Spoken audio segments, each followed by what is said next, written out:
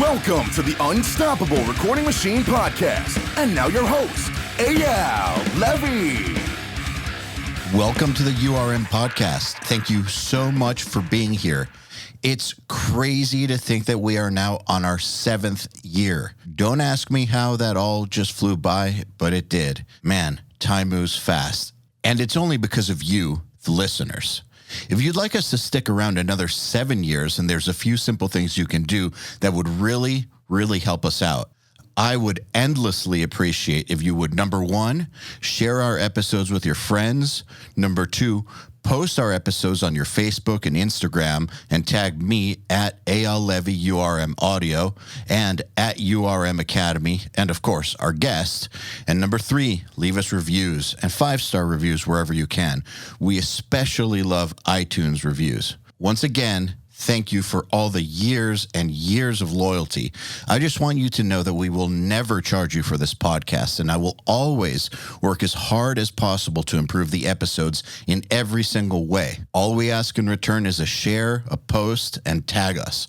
Oh, and one last thing. Do you have a question you would like me to answer on an episode? I don't mean for a guest. I mean for me. It can be about anything. Email it to me at eyal@urm.academy.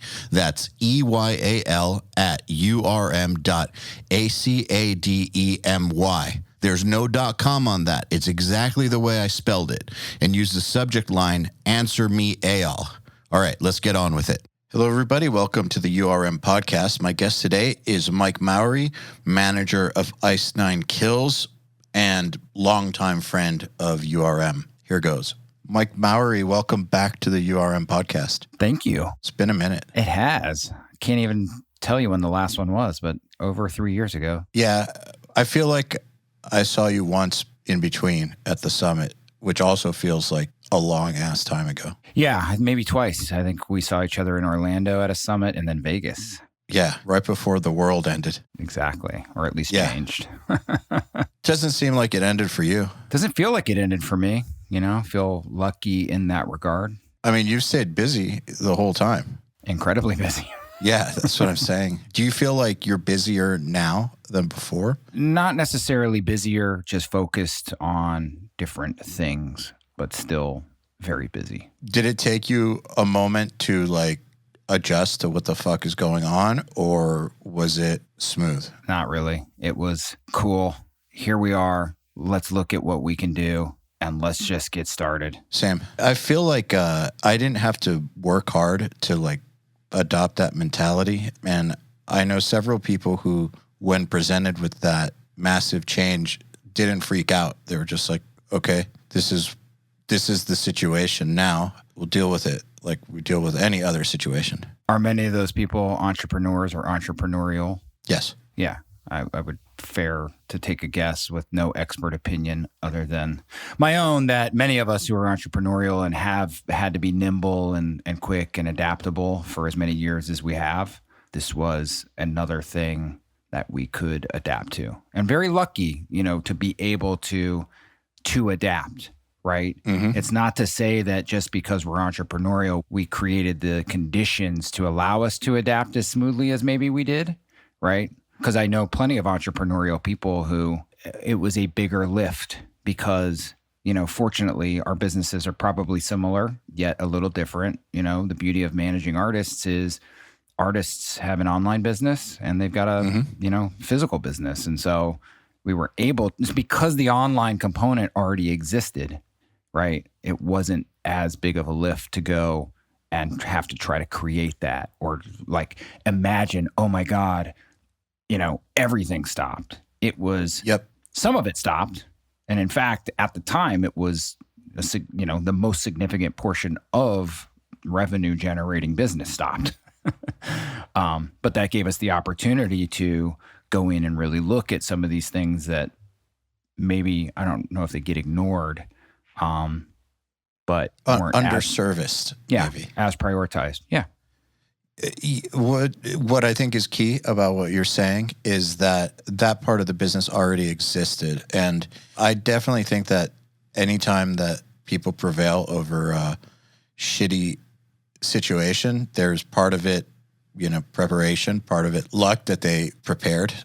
So I was thinking the whole time, man, we are fortunate that we got into the streaming game when we did, because by the time this all happened, we were so like entrenched that it was just more of what we already did. And then all we had to do was kind of realign our priorities a little bit and just like turn up the volume on things we were already doing. I felt like for people who had, I don't want to say not prioritized, but for people who had ignored the online component completely, I feel like for them it was a lot tougher. That's just a bad luck that they didn't focus on it earlier, because these are not stupid people. They're not untalented people. They're not people that aren't capable of things. They just didn't make the decision prior to shit going down to really like get good at the online thing. And that's just kind of luck of the draw, because you can't predict the future. Well said. One of the most interesting things, so prior to artist management, I was a tour manager and, developed a good network of other very talented and competent tour managers. And when I decided to transition out of that to management, so many of them kind of came to me and said, how did you do it? Essentially, we were making good money tour managing. We're out there. And really, when you're a good tour manager, there's not a lot else you can focus your time on, or at least back in the early to mid 2000s. So it took a sacrifice, right, in order to be able to transition. And I think that's some of what, you're alluding to. In that case, previously, it wasn't really, there was no luck factor involved, as you've indicated, right? There wasn't a pandemic. There wasn't some change beyond our means. But like, I think of my friends and who are either tour managers still or crew people who, like, why would they have focused? There's no online component to focus on, So again, you mentioned luck. Yeah, we're fortunate people that our businesses actually had a pre-existing reason to have an online component to it. And when the proverbial shit hit the fan and we were faced with no ability to, focus on anything other than the digital world, that we were able to do so. Yeah, that honestly is, that sacrifice element is one of the reasons that I have encouraged producers who have seen what we've done and been like, I'm going to start my own URM. It's like, you sure about that? You want to stop producing bands? Because that's what you're going to have to do. You're going to have to sacrifice that. If you actually want to do what we're doing, you may as well just work with us, because we're already doing it. Then you're not going to have to quit producing, because I feel like to do anything worthwhile, you kind of have to give other things up. There's just not enough energy or time in the day. So I do think that it's interesting that you bring up sacrificing the tour management to establish the artist management side of things. Yeah, and a testament to you guys for what you've created and what you had to sacrifice in order to do it. I think my experience is, and I'm curious, it sounds like you probably hear more frequently than not, like, why would I join you when I can do this? Because it... Not so much anymore. Right. But in the beginning, of course. At the beginning, yeah. In the first half, I'd say the first few years, we heard it more often. We don't really hear it so much now. Yeah, which makes sense, because you guys have just continued to grow and dominate and prove, frankly, your worth. I'm sure there was a tipping point, right? Yeah, there has been. I think like in the past 2 years, especially. Oddly enough. Yeah. Timed right with the pandemic. No, sorry. It was in 2019 when it really the momentum started to shift. And then 2020 just kind of solidified everything. But also, I think enough time has elapsed where people have tried to do these sorts of things and have realized that they're going to have to make some tough decisions, like not book more people at their studios, or, if they're artists that want to start like an online or something like that, they might need to deprioritize their band, which is not that big of a deal when touring's not happening. But the rest of the time, it's a huge deal, which is why most of the artist-run guitar sites tend to fail, is because they're not actually willing to stop prioritizing the thing that they're famous for. And I don't blame them whatsoever. Why would you? You know, it's a small industry. People talk to each other. And I think enough people have tried doing it and reported shitty results to their friends that you don't hear it too much anymore. But that brings up what I'm wondering is artist management is a tough fucking business. Most people fail at it too. So, you know, most people fail at things is not unique to like what we're doing. It's most artist managers, A, are completely incompetent, B, are idiots, C, are irrelevant, D, all of the above. And then there's some good ones like yourself and a few others who I consider to be the good guys. But like, how did you overcome that like huge negative association with just succeeding at it in the first place? Well, let there be no mistake. I've failed miserably and continue to fail regularly. You know, thankfully where I'm at now, there's probably more protection. So the failure doesn't remove me from the job or remove me from the business. But surely I make mistakes all the time and have, you know, made mistakes. When I was last on here, I was running my own company. You know, I no longer do that. I've chosen to go work somewhere else, and chose is even a interesting word. You know, maybe I was forced into doing it. How I've overcome it, you know, is probably some, you know, obstinance, like some just stuff that like, I don't know. Just keep going. Yeah. And sometimes not in a healthy way. You know, I think there's a specific set of skills that each inherent successful artist manager, you know, we can define success in some capacity, but people that are, I guess, making a living doing it, that they probably have in common. Say, making a living doing it with artists that are relevant in the time period that they're working with them in. To me, that's kind of, I don't know, do you define it differently? I don't know if I've really thought about it. You know, one of the most challenging things as an artist manager is helping artists define their goals. You know, and I've worked with artists where it's been like, okay, what I'm hearing you say is you want to be X, you know, you want to be on some level, or you want to be doing a certain thing, and your behaviors aren't necessarily leading to that. Mm-hmm. So, you know, where's the difference in between? And even more importantly, you know, an artist who says, actually, I don't want to do what most people think of as success. You know, I had one artist in particular, I don't work with them any longer, but, you know, I worked with them for a long time and one of my best friends. And I had to say at some point, like, why are we doing this? And his answer was, any and every day that I get on stage and play guitar, I'm happy, right? Any and every day that he can do that was a success. Whether he was making money or not wasn't as big of a factor in quote unquote success. Right. I'm jealous.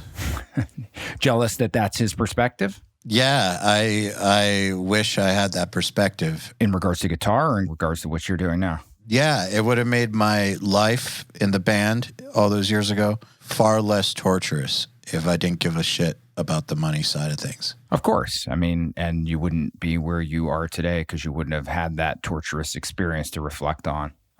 Very true. So getting back to success of, you know, an artist manager, I don't really know. I mean, I think success has to be some component of income, right? Unless you've got, no need to cover any expenses and therefore you could do this without, earning any income. And being able to guide artists, being able to help artists achieve what they want to achieve. I think the thing that threw me off was, relevant within the time period, because what's to say that, some manager who's handling a bunch of heritage acts makes them unsuccessful just because the artists aren't relevant in the time period. I guess it's how you define relevant, because to me, that's still relevant. Okay. So relevant financially is what I'm imagining. Yeah, like a functioning business, because those heritage acts are relevant to their audience, and their audience is real, and their audience cares. It might not be, the viral sensation of the moment, but it's relevant as fuck to the people that are working for it and who consume it. So to me, that's relevant. Relevant to me means making it work, as in people are surviving off of it. Got it. And, it's all good. I think we could discuss any of this into the depths of having most listeners turn the podcast off, or at least skip ahead, the beauty of podcast players. But, yep. Ultimately, I think the question was, what's gotten me through maybe the hard times. I wish, I know. I just think I've got a drive, and I truly believe that I'm capable of guiding artists, and I've got a desire to do it. But that's what I've done. Each and every day I've shown up to the best of my ability, trying to help my artists, and sometimes to, great degrees of success, sometimes to no success at all, and all levels in between. But, for me, it stems from a place of wanting to help people. Okay, so you're saying that the job is to help guide them. How much vision or self-direction do you expect out of them? Or maybe not expect out of them, but have you noticed in common between the ones who tend to do the best out there in the world? It's a great question, because part of our job is to help bring the vision out, or at least create the container for the vision to be, worked on, manipulated, and refined. And I'd say the ones that have the vision or have worked to get the vision are ultimately the ones that have the success. I've never had long-term success with an artist where I had a vision for them. And I have had visions for artists, right? But in that discrepancy is where ultimately the relationships fell apart. That makes a lot of sense, and that echoes something I've thought for a while. When, you hear unsigned bands especially saying, we want to hire a manager, we want to hire a publicist, et cetera, et cetera. My thoughts are always, to do what? The publicist isn't going to invent your story for you. They're just going to take a story that already exists and help distribute it to outlets that give a shit. But if you don't already have this story and vision, good luck with that. And I think same with a manager. You can't expect them to invent it for you. In the best situations, they're going to, like you said, help create the container for which that vision is contained, or the vehicle for that vision to move. I don't think expecting a manager to have that vision for the artist is a weird expectation. Well, I don't know if weird is the right word that I would use. It's that it's probably an unrealistic expectation. Okay, fair enough. And it's unrealistic. It's just one that comes from lack of experience. You're so fortunate, I'm so fortunate. We now have so much experience that, we're able to frame this discussion from a place that, like, that doesn't make sense. But if I'm a young artist, right, and I'm viewing, what's happening on the outside, because I don't know how to get to the inside. Maybe I can listen to podcasts and read interviews or whatever. But if I'm just comparing outsides, right? Well, yeah, it seems as if successful bands work with successful managers. So if I want to be a successful band, I should work with a successful manager. What's missing there is, okay, when did that relationship start? How much of it was the band? How much of it was the manager? I agree. I mean, if the artist is bringing nothing to the table, the chances of any team member, manufacturing success is slim to none, probably none. And if they're bringing something to the table, well, depends on who the manager and or other team member is, right? Some people, myself, most of my career has been doing artist development. So I would like to think that I've got a pretty good track record and ability to meet artists that might be in these places that you're describing, where they want somebody that can help them kind of guide or create that container to allow them to find their vision, right? Obviously, Spencer comes to mind.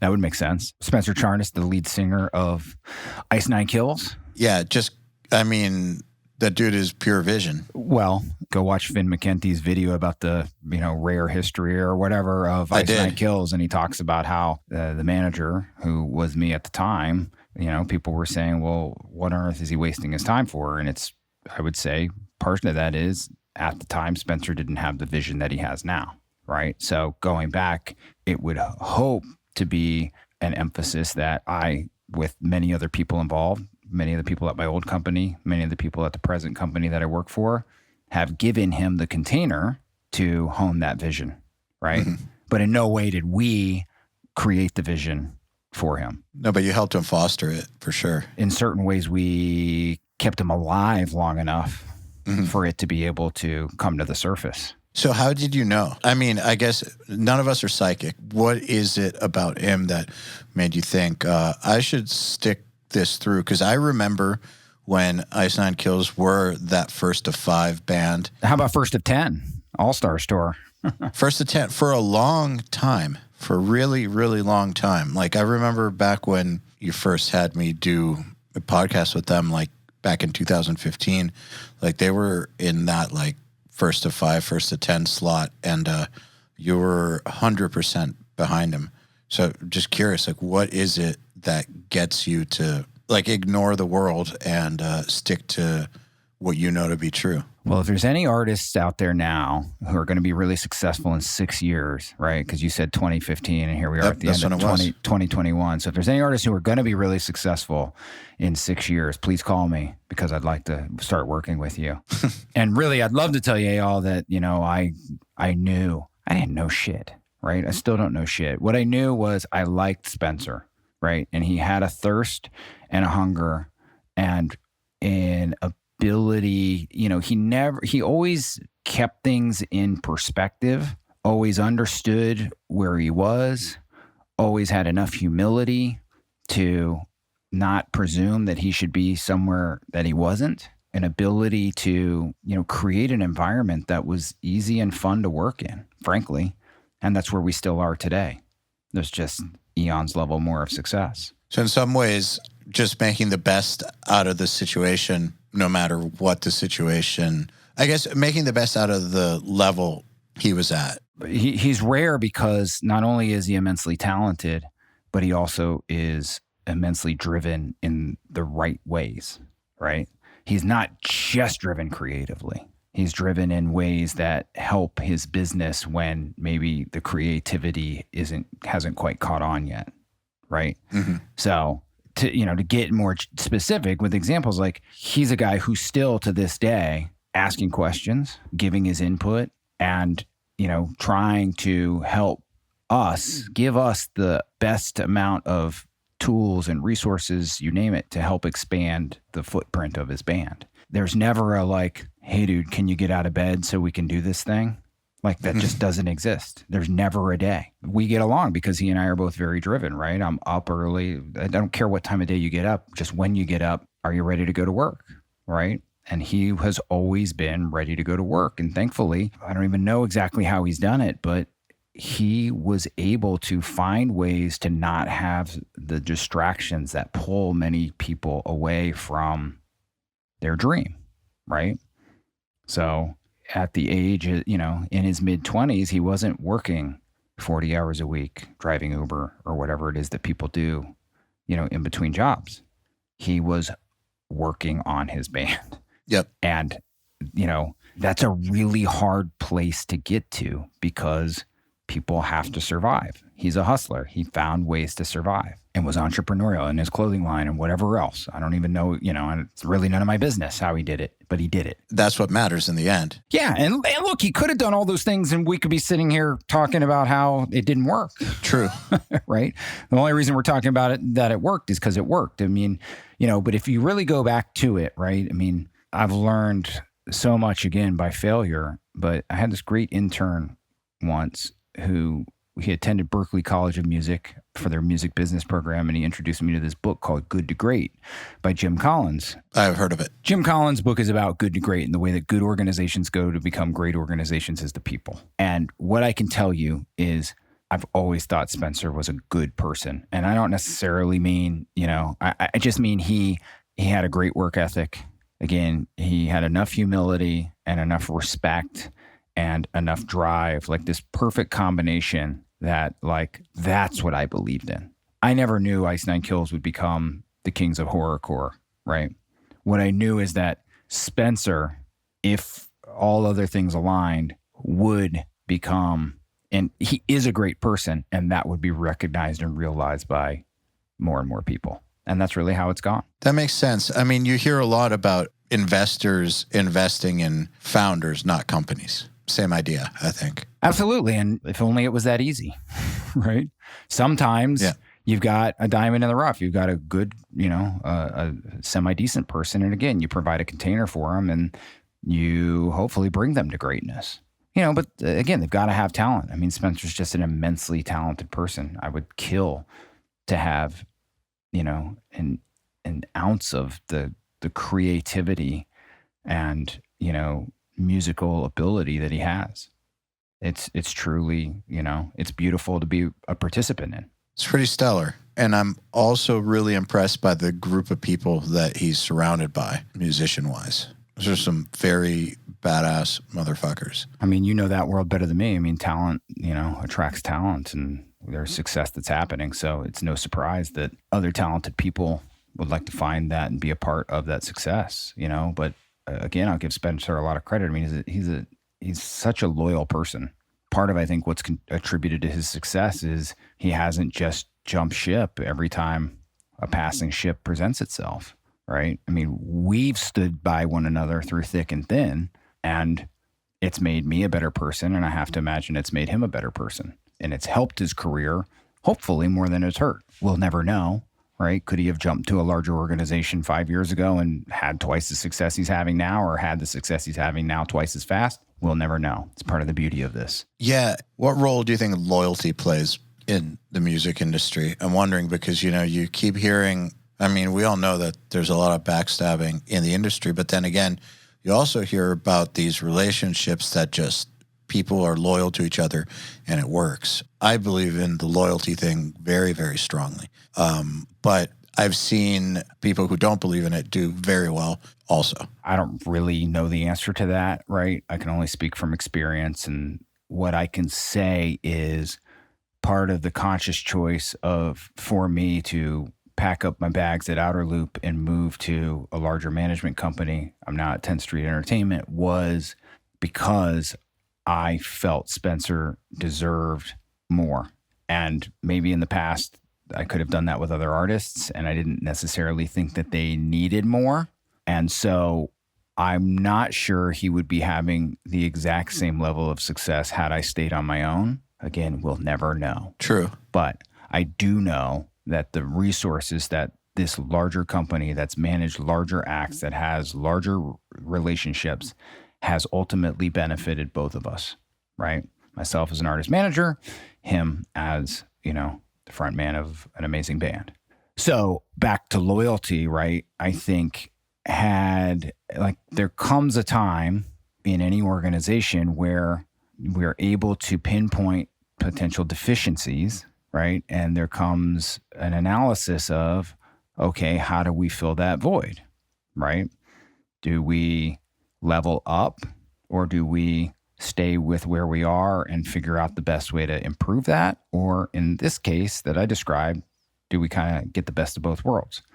Spencer was able to remain loyal to me, and we were both able to level up in terms of our relationship with a larger management company. I think part of that is also because you understood what he needed and helped facilitate that without being a roadblock to it, which oftentimes I think that when people get traded up, they are acting as a roadblock for the other party's eventual goals, or at least they're being seen as a roadblock. Whether or not they're actually a roadblock is up to interpretation, I think.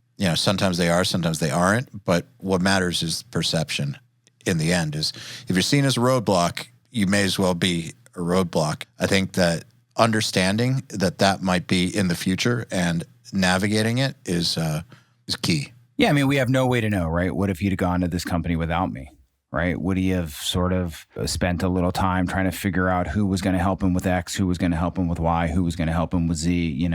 Could it have not been as beneficial as it's been? What I like to believe, right, is he and I have that relationship. It's sort of a baby of mine because I've been with it for so long that I just have this attachment and want it to succeed, and I'm able to still provide that comfortability with him and guidance with him inside of the confines of a larger structure. And I think sometimes what happens is, artists, whomever, any professional goes to a larger organization for something that they think is going to be beneficial. And what they lose is kind of that human touch or the person that's as connected to it. You hear about that all the time. I'm sure there's some study out there that covers some of this. And sometimes it's a good decision and sometimes it's not. Right. And there's just so many factors, right? We can't determine which is the thing that made things succeed and which is the one that made them fail. All we can do is, all I can do is look at my own experience or, and there's been plenty of times, right, when maybe I could have or should have taken other artists and gone to other companies prior to this. Who knows? There's just no way to know. There's no way to know, but you can look at this and say this worked. Yeah, and I can look at other situations and say it didn't work, right? Mm-hmm. So a lot of looking. This happens to producers too. Bands will work with a producer up to a certain point and start to experience greater success or be poised for greater success and have to make the decision of sticking with or trading up and, quote unquote, trading up. And sometimes it's the best move they ever will make. And sometimes it's the dumbest move they ever will make. And there's so many factors also that play into it. It's so hard to tell, so hard to know. Also, you hear about bands that find a way to keep the producer that they came up with involved as much as they can, and then still, maybe get the bigger name mixer or the better mixer or whatnot. Well, I think it goes back to what we chatted about earlier, which is, kind of what's the intention? Is the intention that I'm going to jump to larger name in whatever capacity it be, in this case, producer, and that person's going to automatically level me up without me having to do anything differently, which that's probably where most of the failures occur. Where the successes occur is the artist is still working and meeting that larger producer with more experience, whatever it may be.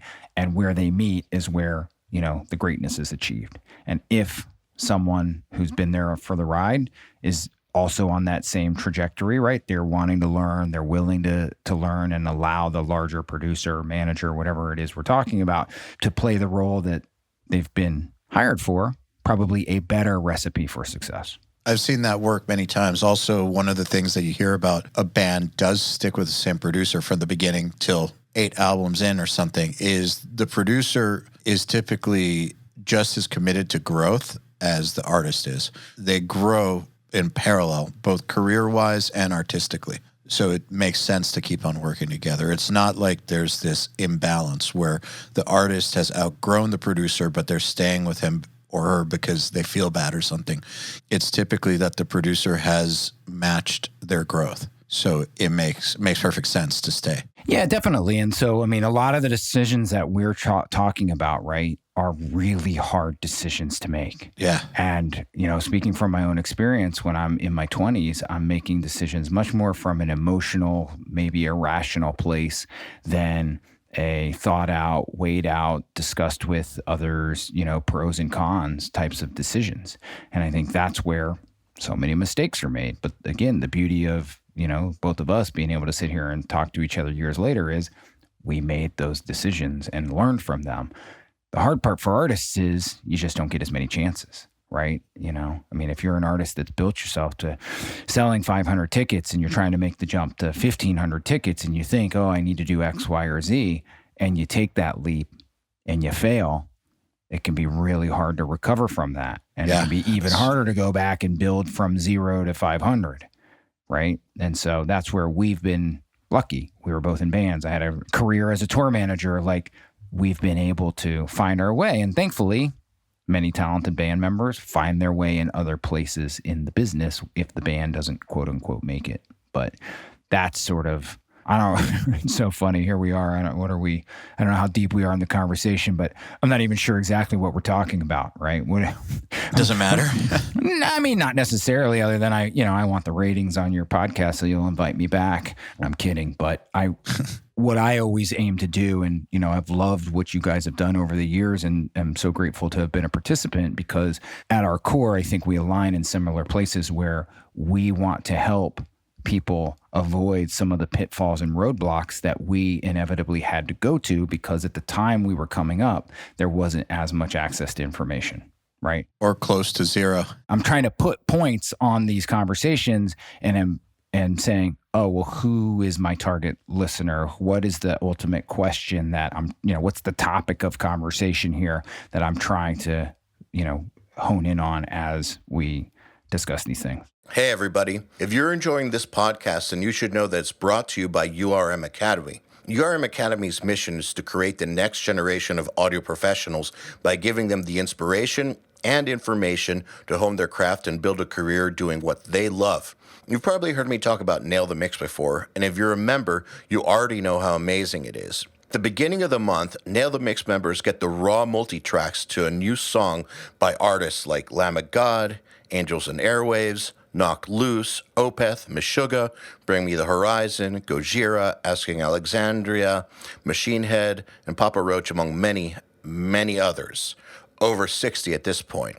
Then at the end of the month, the producer who mixed it comes on and does a live streaming walkthrough of exactly how they mix the song on the album and takes your questions live on air. And these are guys like TLA, Will Putney, Jens Bogren, Dan Lancaster, Tui Madsen, Andrew Wade, and many, many more. You'll also get access to MixLab, which is our collection of dozens of bite-sized mixing tutorials that cover all the basics, as well as Portfolio Builder, which is a library of pro-quality multi-tracks cleared for use in your portfolio, so your career will never again be held back by the quality of your source material. And for those of you who really want to step up their game, we have another membership tier called URM Enhance, which includes everything I already told you about and access to our massive library of fast tracks, which are deep, super detailed courses on intermediate and advanced topics like gain staging, mastering, low end, and so forth. It's over 500 hours of content, and man, let me tell you, this stuff is just insanely detailed. Enhanced members also get access to one-on-ones, which are basically office hour sessions with us, and Mix Rescue, which is where we open up one of your mixes and fix it up and talk you through exactly what we're doing at every step. So if any of that sounds interesting to you, if you're ready to level up your mixing skills in your audio career, head over to urm.academy to find out more.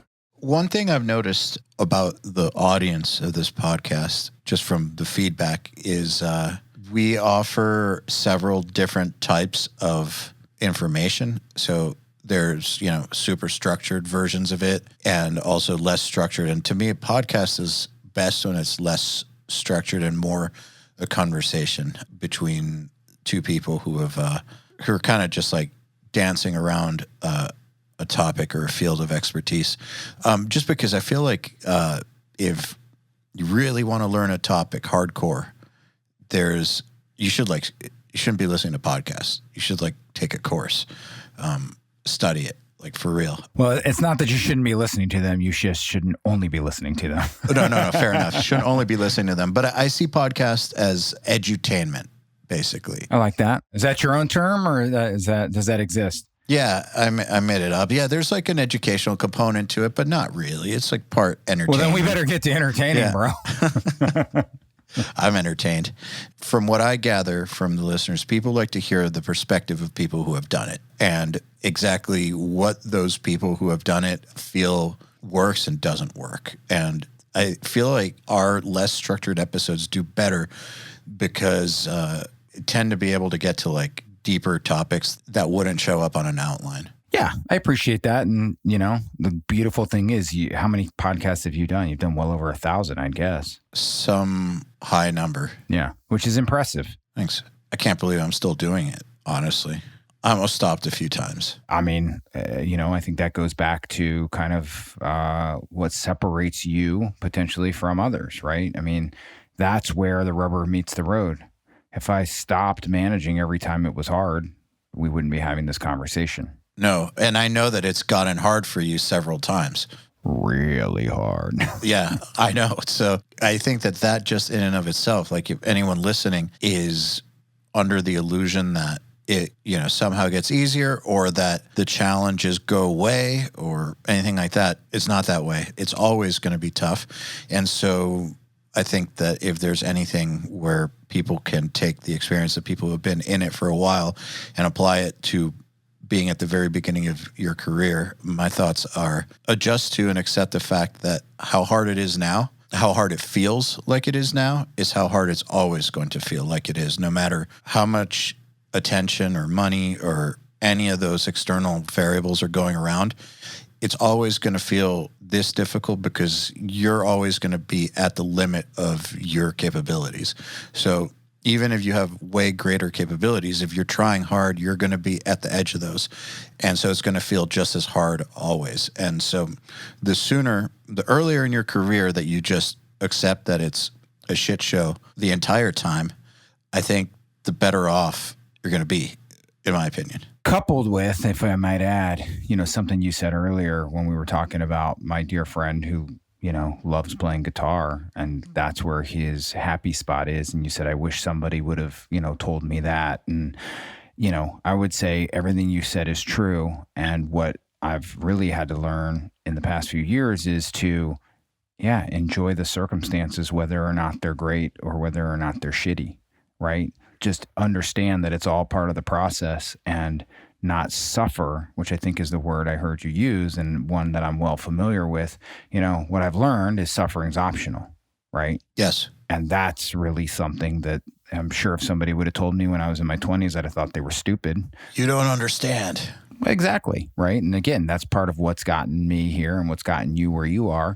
And who knows where we would or wouldn't be if we had that presented to us in a way that we were willing to digest it years and years ago, but that's neither here nor there.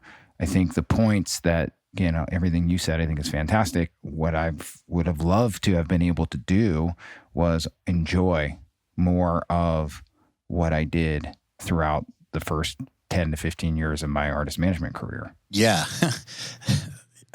How? When I think back, I'm like, how would that have even been possible? But I agree. I think back and I'm like, man, so many awesome things happened and I was miserable the entire time. But then again, that kept me pushing to try to improve the situation.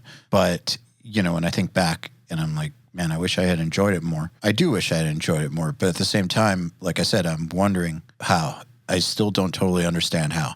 Like, do you enjoy yourself more now? Absolutely. How?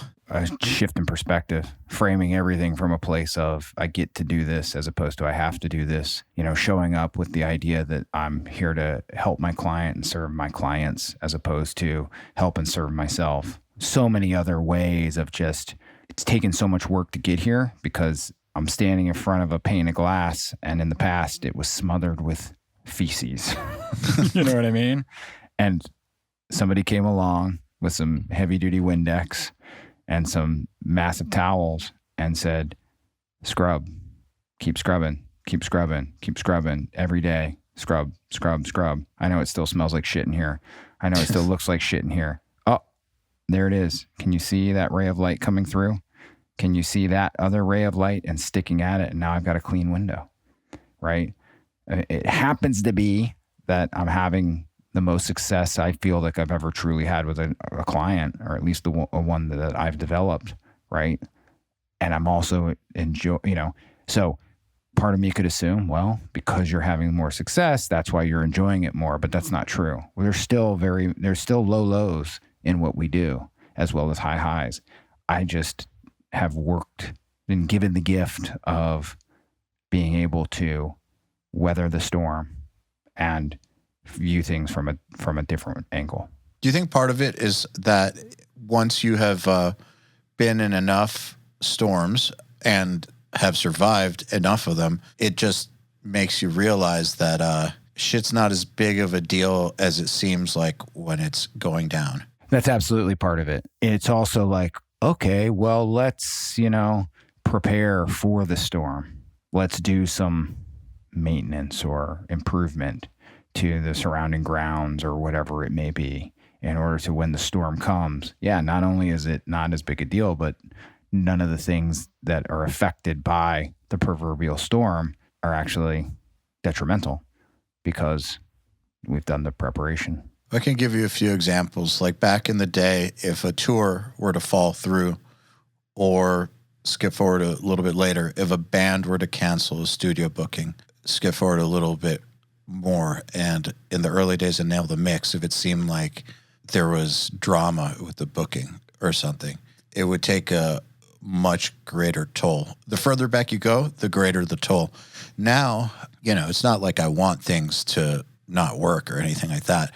Of course I care when things don't work, but since I've had so many things not work out and then everything's okay in the end, I always figure out a way out of it, that when things get shitty or tough, I have this like backlog of experience. Been in this situation before, been in situations like this before. It always ended up okay, always figured out a way. And so that gives me, I guess I call it evidence. It gives me evidence that it's going to be fine. So it's not just like it's not just like an emotional thing where like I tell myself it's going to be okay and wish myself into feeling better. It's like I look at history and I feel like I have sufficient data to tell me that it's pretty much going to be okay as long as I deal with it proactively. Yeah, and to add to that, I mean, beautifully presented and very well said. What I would say is it's okay now, right? Even when the fucking storm is coming,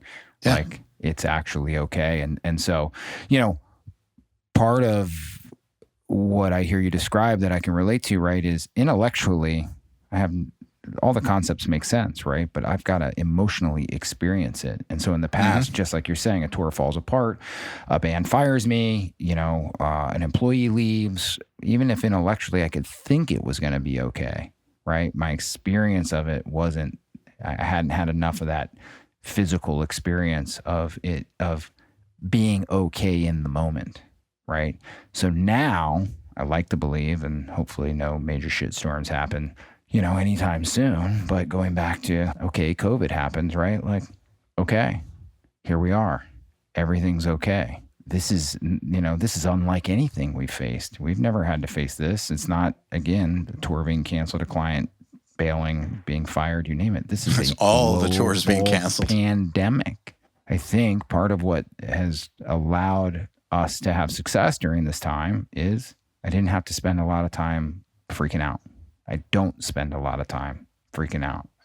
Doesn't mean that I'm not Superman. You're not Superman. It's not to say that things don't come up. I just have a toolkit that allows me to believe that, yeah, everything's okay.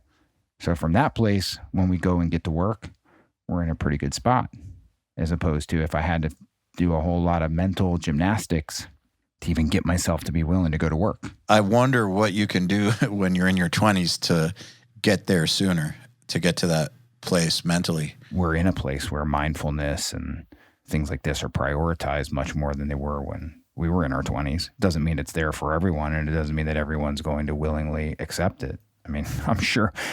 In fact, I was presented with many different opportunities to look at the world differently. Some of them I grasped onto wonderfully in my 20s, right?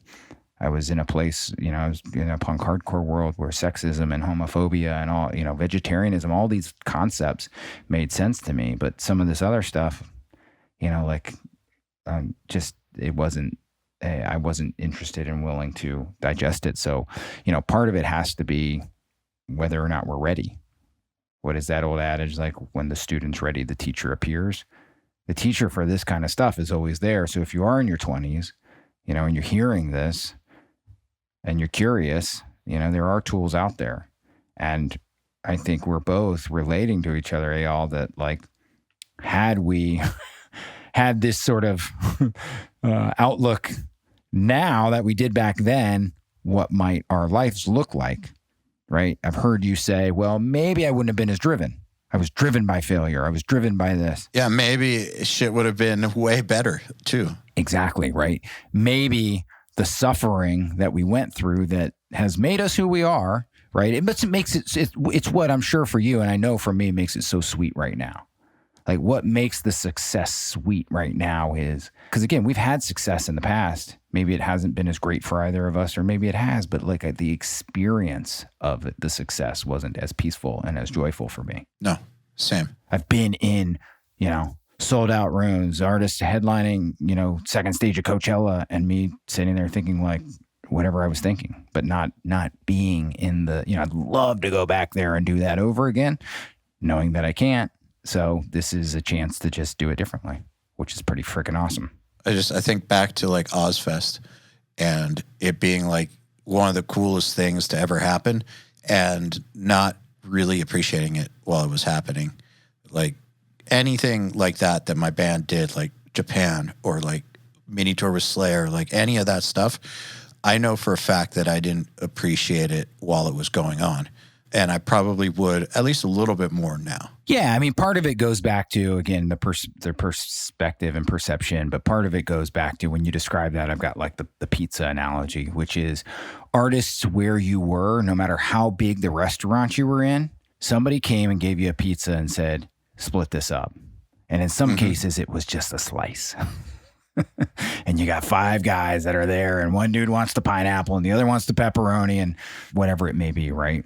I know some people don't even like pineapple on their pizza, and I don't have a stance either way. That is a whole debate. Exactly. But, okay, what if you got a pizza? All right, everybody gets a slice or 2. What happens when you each get your own pizza? Life starts to get way better. What happens when you each have your own table at the restaurant and you're inviting your friends to, get their own pizzas? Life gets way, way better. What happens when you've got your own restaurant? Go on and on and on. And so part of it, I agree with you. One of the things that made it so hard to enjoy, and it's not to say that I couldn't enjoy it, was just trying to figure out who's going to get which part of the slice. Yep. Is an exhausting endeavor. It is a very exhausting endeavor. I mean, I do think that shit will put hair on your chest, though. I do think it's really important. Biologically speaking, I'm sure it has something more to do with genetics, but hey, Levy. I mean, the hair on my head is probably gone because of it, though. So, there's a trade-off. Part of us, right, we have to believe that like survivor syndrome or whatever, I don't know, is what has allowed us to get to where we are. I don't know if that's necessarily true, right? Meaning I may have grown hair on my chest regardless, and I may have enjoyed watching it come in as opposed to pulling the hair out from my head as the hair on my chest is coming in. Again, none of this, we're not going to solve this. There's people far more qualified to do it, and it, I don't even know. And they still don't know. Exactly. I mean, that's the point. Nobody knows. All we can do is have our own experiences and share our own experiences. And now we're talking about our experiences. Well, look, so the thing for me that has kept me going through the whole thing, and so I'm curious, you said that it was, for you, is this, you're coming from a place of wanting to help people, grow things, guide people, guide artists, kind of like this overarching theme or trajectory to it all, which has kind of like almost been like a North Star. And for me, it's been this desire to build things. So like with the band, for instance, like I wanted to get signed to Roadrunner, no matter what style of metal we played. Like I didn't want to sign, I love all the metal labels, but I wanted Roadrunner out the gate. Like I had goals for Audio Hammer that were unrealistic for Audio Hammer, so shit didn't work out. I wanted to make URM huge. Like I've always had lofty ass goals and wanted to build things that didn't previously exist, and that has been something that has kept me going through anything that has come up. And so I think that kind of moral of the story of this conversation is I do think that it is important for people to try to identify what that is in themselves. It's going to be unique to you. Like not everyone is going to have this desire to build things. Some people, like you said, your friend, the thing that guides them is being on stage playing guitar. The most important thing isn't what that actually is. It's that you're aware of what it is and you let that guide you. So I've become way more aware of this need to build recently, but like I've always been kind of aware of it. And so the stuff that has caused me like lots of pain has always been shit that's got in the way of me being able to build things. People getting in the way or things not panning out in a way that would unlock certain resources that would allow things to keep building, or working really hard on a certain path and realizing that it's a dead end and I'm not going to be able to build more in that direction. But like it was always that. And I've always been somewhat aware of it. And I think that that's what I hope people get out of this is this, at least some sort of a curiosity about what it is that drives them and connecting with that. Because that's, if you connect with that, that's the thing that'll keep you going through the bullshit, because there's a lot of bullshit. Yeah, I mean, that's wonderfully said, and, beautiful perspective on yourself. I think that's miraculous that we have that. I mean, fundamentally, right, we all have, there's basic human needs, and then there's wants and desires. And, then there's tools and strategies to meet those, right? And so I think that's really what I'm hearing you say is, cool, you were able to figure out what your wants and desires are, right? That's above your kind of fundamental human needs, but you've been able to put your eyes on those. And then, yeah, you've really been able to see from experience, like, oh, okay, I tried this tool or this strategy and it didn't work, or this person that I thought might help me in doing that didn't work. This person did. And you're in this really amazing place where you've got the clarity on where you want to go and what makes, not even where you want to go so much as what you like to do and how you like to do it, which is what lets it go, right? Absolutely.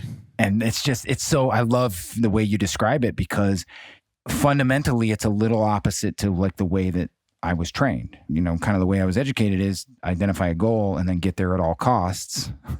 And really what's better is identifying what you like to do or are good at doing or whatever it may be. And then, you know, maybe, and then see where that goes. Well, that's how I was trained as well. And I realized, so I'm very much into setting goals and going for them, but setting goals in a way that is harmonious with your bigger picture, like your conscious bigger picture. Because I have noticed that a lot of people set arbitrary goals and they do what I call it productivity theater. They are tricking themselves into thinking that they're moving the ball forward. They're tricking themselves into thinking that they're doing something good, and they're shutting that voice off in their head that's telling them, you know, to try harder or whatever, because they are presenting themselves with evidence of, look, I've been productive today. I cleared my inbox, or I practiced scales for 2 hours, or whatever it is.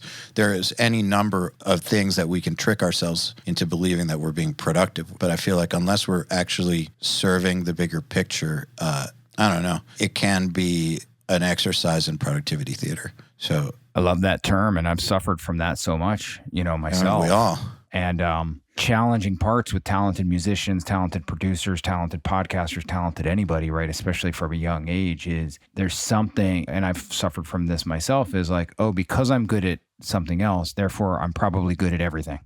You know, why do I need you to educate me how to do X, Y, or Z? Or why do I need to get any additional help in these other areas, right? Like I should just be good at it because I've been good at things, right? I can look back as a kid and realize like I was very talented. I had great hand-eye coordination. I played sports, you know, and then got into skateboarding and all of that stuff. And so in some ways it was like, cool, these things just kind of naturally came to me. Whether that's true or not, I don't know. I just did it a lot, right?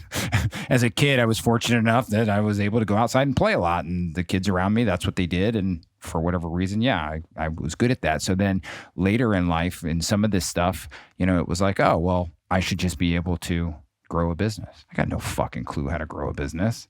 I should just be able to manage a band because, well, I've led in the past. I've led on teams and you know, but it gives me no real skill set to fucking actually guide anyone. You know, thankfully, I've been able to do it through the process of doing it, right?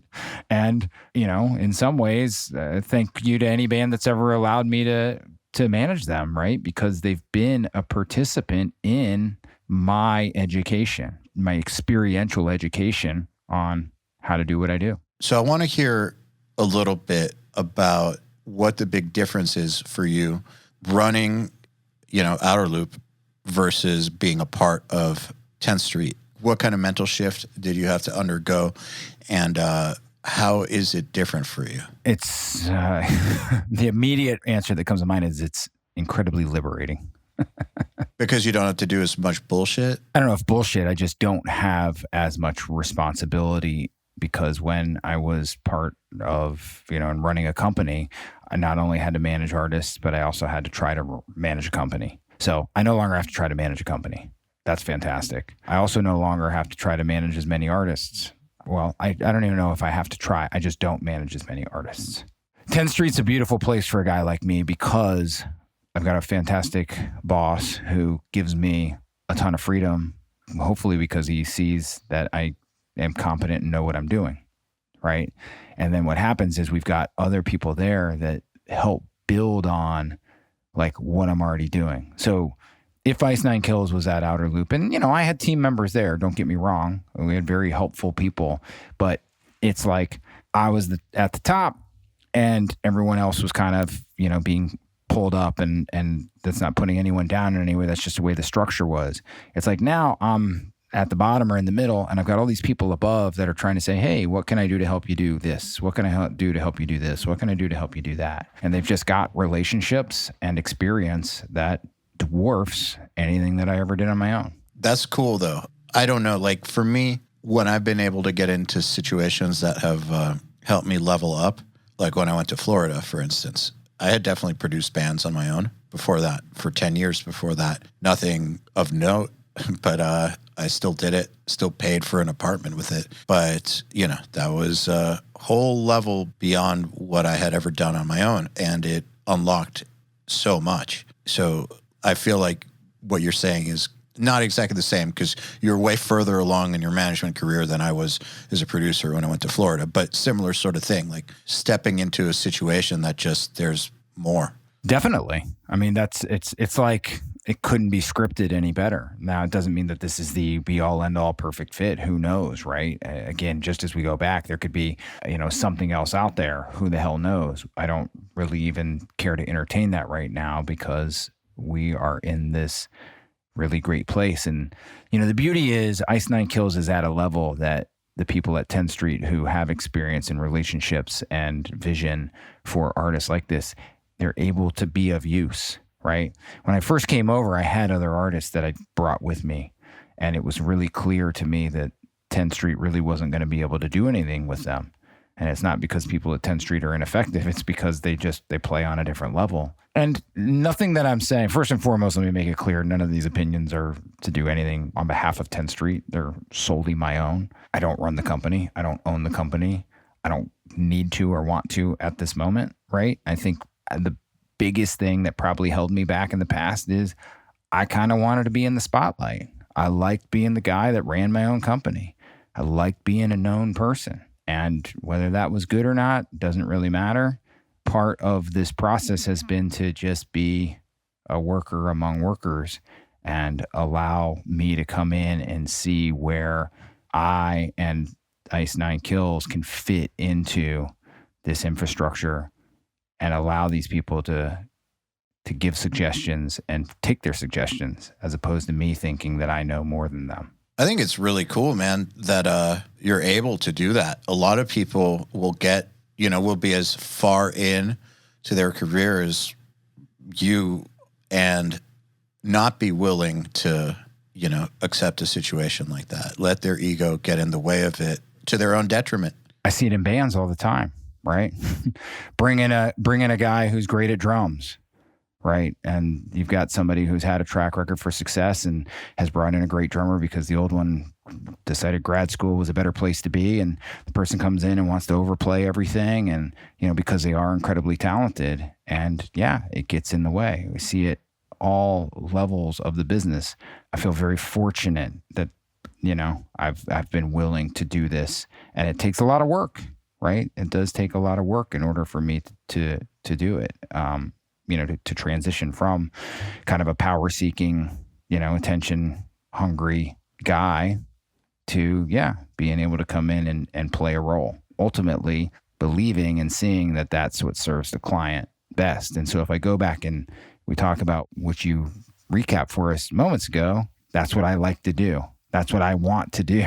If that's actually what I want to do, and that's what's able to be done, I'm in harmony. Yeah, totally. That's why it's so important to be aware of that, in my opinion. Be aware of what your bigger picture is, because it'll guide you into making intelligent decisions that aren't ego-driven. Or maybe they're ego-driven, but delayed onset ego gratification.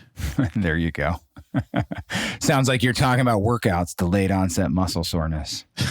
Well, if you're serving the bigger picture, you are fulfilling your ego's desires. You're just waiting. The fulfillment's going to come. It's just going to take a little bit longer. So, and I think that that's a smart thing to do often. Like, for instance, band members who are willing to sacrifice a part they wrote because it doesn't fit a song, they're attaching their ego to the success of the song, not to the success of that one part that they wrote, which I think ultimately, if the song does well, Their ego is going to be way more gratified than if the song didn't do as well, but they kept their part in it. Yeah, but the hardest part is when you truly believe the song is better because your part is in it.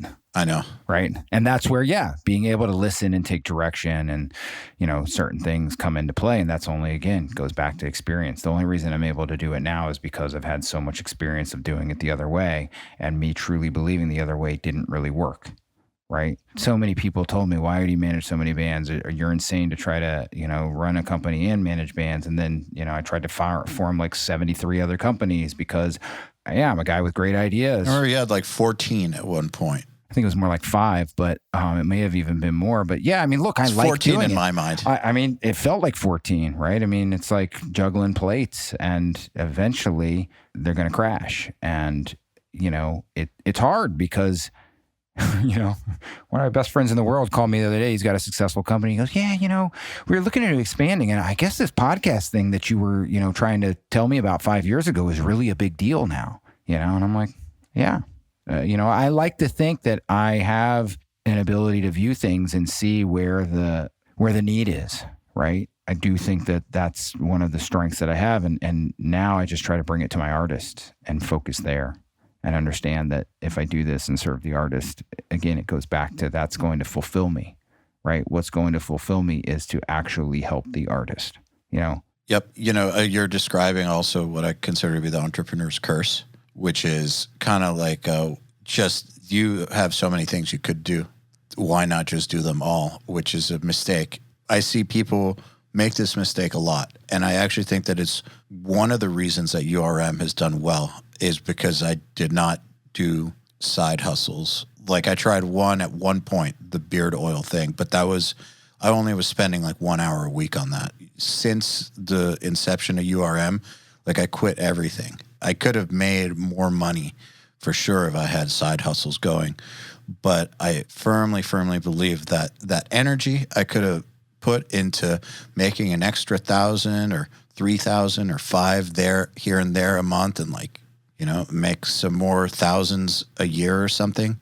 That energy put into the thing that's actually working will make way more than that. So I just always thought like, focus on the thing. And then every time that I'd start to like, be like, I should have a side hustle. I could do this too. I could do this thing too. Just like, no, just shut the fuck up. Take that energy that you would have put into that, sink it back into URM. Yeah, and that's fantastic perspective, and evidently it's worked for you. I think part of it, I would suffice a guess, like, knowing how focused you had to be as a youngster doing what you did, you understand when I focus on something, I'm going to become great at it, right? Whereas opposed to me, who's a little bit more of a generalist, right? Like I'm actually pretty good at a lot of things and not great at one thing, which is actually what makes me a pretty good manager. Is I've got to be good at a lot of things and be able to see all of them and then put the experts who can be focused in play. I come from the DIY hardcore scene where, we could do whatever the hell we wanted. And that's sort of how I lived my life until I joined 10th Street, right? I could form a company. And I never thought to ask why, right? Why was because I was passionate about it. I thought it was cool, right? But it wasn't like, well, why hasn't anyone else done this? Or what's your exit strategy? My thought was my exit strategy is I'm going to do this because I'm passionate about it, and because I'm talented, I'm going to do it well. And once it does well, then it's going to fucking exit itself, right? And I'll be showered in millions or whatever it was, attention, whatever. But ultimately, that wasn't what was going to work well for me. And, I think I have a little bit of a lack and fear mentality that if I go all in on one thing, what happens if it disappears, right? That's sort of in the school of management I came up with. Many of us at that time, we collected bands because, well, what if one of them goes away? And then inevitably they went away, right? Yeah. Because we had too many of them. That's a really good question. And that's what's scary about the whole thing. But that's like the risk reward idea, the greater the risk, the greater the reward. Like, yeah, by focusing on the one thing, you are cutting yourself off from a safety net. You're cutting yourself off from these other sources of income, it's a tough decision to make. But I mean, you're seeing now like how good it can be when you focus really hard on the thing that's working. It really does pay off, in my opinion. You only have X amount of energy, so X amount of time. What if all of that went into the thing that was working? Like, what could you do? And I mean, I think you're seeing that now. I would agree. I think because I am able to give Ice Nine Kills as much attention as I do, right? And I do manage another artist, and I am part of a larger company, and I'm still a participant in a podcast network, but, you know, it definitely gets the bulk of my attention. And because of that, you know, and because Spencer also focuses the bulk of his attention there, you know, and because we've surrounded ourselves with, you know, fucking amazing team of people, right? We're able to implement what we'd like to implement, right? And then go beyond, as opposed to, you know, so many times previously, you know, it was really hard to implement what I wanted to do, right? I could see where it should happen and how it should happen, but we were limited by talent, or we were limited by funds, or whatever it may be. And maybe those are all just great, healthy excuses. But I could see like, damn, we're just not going to get there because there is something fundamentally standing in the way of getting there, which was typically talent. Yeah, talent, resources, those are all real things. I just think I see lots of people trying to do a million things. Like you see musicians trying to be producers, trying to be great guitar players, be great songwriters, have a plan B, like all this stuff. I remember very clearly the other guitar player in my band who's one of the best guitar players on earth. And that was his goal always. Back when we were active, Pro Tools and like home recording was starting to become a thing. I was already doing it, but it was starting to become one of those things where there's the beginning of one person in every band having a Pro Tools rig. I remember asking him, why don't you get an M-Box and like start recording yourself? And he's like, because that's going to take away from guitar, the end.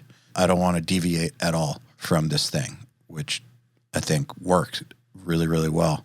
But I think it's a good place to end the episode. I want to thank you for taking the time to hang out and for having the patience for dealing with my changing schedule. You know, you're the man. I'm grateful that you even invited me back and that you think that there's an audience for this. I've been so impressed by you and your partners and all the things you guys have accomplished, and also, you know, your profound changes that you've gone through in your own life. It's fucking cool to watch and cool to be a participant in some capacity. And likewise, it's been fucking awesome to see you thrive. I've seen you thrive. I've seen you go through hard times, and I've seen you thrive again, which is awesome. Yeah, man. All right, then. Another URM podcast episode in the bag. Please remember to share our episodes with your friends, as well as post them to your Facebook and Instagram or any social media you use. Please tag me at EYAL Levy URM Audio, at URM Academy, and of course, tag our guests as well. I mean, they really do appreciate it. In addition, do you have any questions for me about anything? Email them to me at eyal@urm.academy. That's EYAL @urm.academy, and use the subject line, Answer Me, EYAL. All right, then. Till next time, happy mixing. You've been listening to the Unstoppable Recording Machine podcast. To ask us questions, make suggestions, and interact, visit urm.academy and press the podcast link today.